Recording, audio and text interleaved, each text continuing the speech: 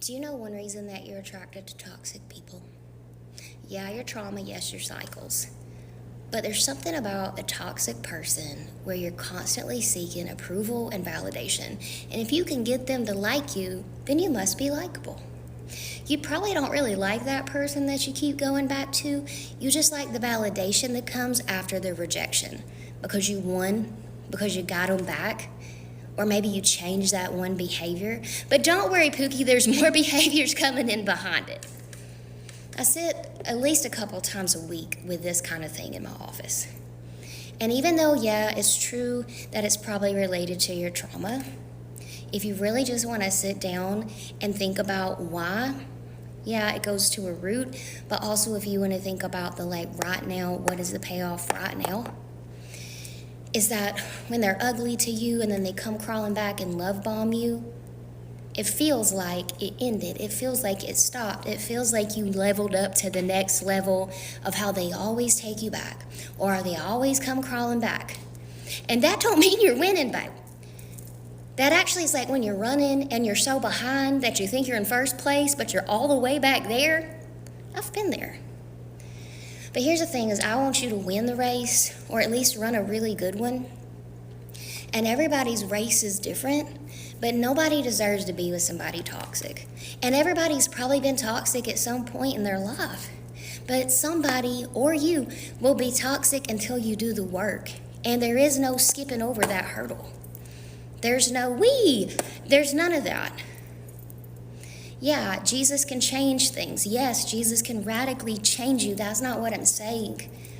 But Jesus is a good father. He's going to make you do some work. He's going to make you go through it so that you don't go back to this space over and over.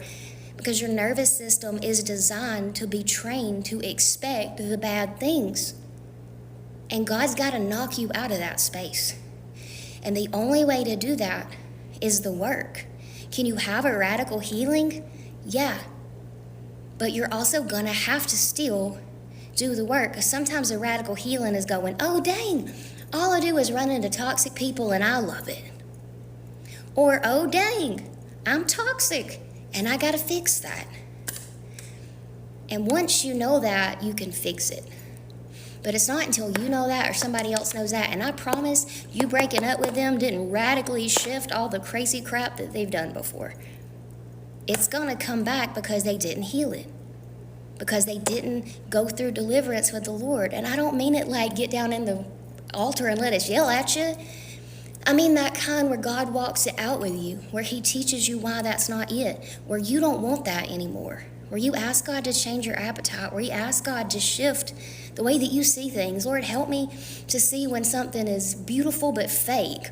Or help me to see when something looks like it might not be the preferred path, but there's actually a blessing on it.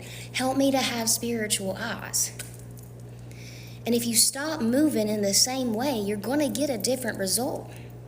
Einstein said the definition was insanity, was doing the same thing over and over and expecting something else to change, expecting it to go different. It's crazy.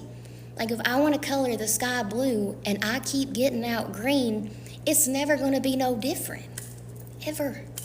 And even if I put a little yellow on top of that sucker, it's not going to change that to blue. And even if I put a little whatever on there's no way I can fix that. I can paint over it and you're still going to see the green because wax and paint don't mix. Sometimes you just got to have a blank slate and say, God, I don't know what I'm doing. Help me. Help my unbelief. Because somewhere in you, you believe that you deserve that. Or you believe that you deserve to be toxic. No, you don't. And so this is for both sides of the coin, okay? Nobody deserves you being toxic. Nobody deserves to be yelled at. Nobody deserves any of that. And nobody deserves to be love bombed. And nobody deserves to be lied to. And nobody deserves you coming back 400 times or knocking a hole in their wall or breaking all their things or their face. Nobody deserves that. Just fix it. And sometimes fixing it means you're going to have to be alone for a little while. And that way you don't hurt you and you don't hurt nobody else. You're not broken. You just need God to fix it. And you keep trying to fix it. And that's never going to work. It's not hopeless. You're not hopeless.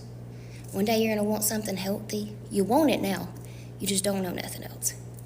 Maybe you're a little toxic, but that's all that you know.